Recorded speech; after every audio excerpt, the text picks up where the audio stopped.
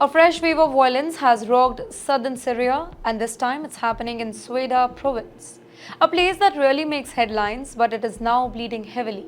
According to Syria's interior ministry, more than 30 people have been killed and nearly 100 others are injured right now.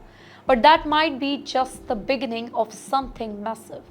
An independent group called the Syrian Observatory for Human Rights, which closely tracks violence inside the country, says the real death toll is much higher. At least 89 people, including children and members of Syria's own security forces. That's right, this wasn't just a fight between rival groups. It spiraled into something much more dangerous. Let me tell you what exactly is going on here. Clashes broke out between two communities. The Druze, who are an ethnic and religious minority, and Sunni Bedouin group. Both sides have long histories, and in some regions tensions have simmered for years. But this time reports say that fighting turned extremely violent, with homes destroyed, families displaced, and neighborhoods turning into battlefield. And wait, here's the twist. There are claims that government forces actually helped the Bedouin during the entire violence. That accusation has sparked outrage now. The Syrian government has denied any involvement, though, in the bloodshed and said that it still fully supports the Druze population.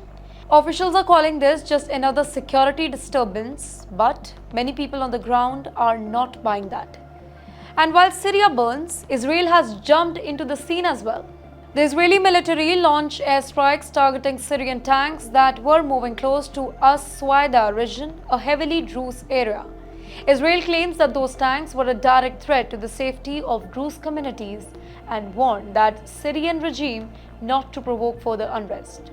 Now, for Israel, protecting the Druze, who also lives inside its borders, is more than just politics. It's about national and regional security. You know what this means? You know what that means? Because the Druze are once again caught in the crossfire. Druze are very small but very proud minority found mainly in Syria, Lebanon and Israel. In Syria, they have mostly stayed out of the larger war between rebels and the Assad government. But now, with violence erupting around them, they are being dragged back into the chaos with their lives, their lands and their loyalties under pressure. Well, this is not just a local fight anymore, it's part of a larger crumbling map of Syria, where lines between friends and enemy, army and militants, religion and politics keeps on shifting. And every single time they do, innocent civilians pay the price. So, while the world watches other wars unfold, Syria's forgotten front lines are once again in fire, and for the Druze of Sweida, survival is no longer just about identity, it's about staying alive in a country where peace feels like a constant dream.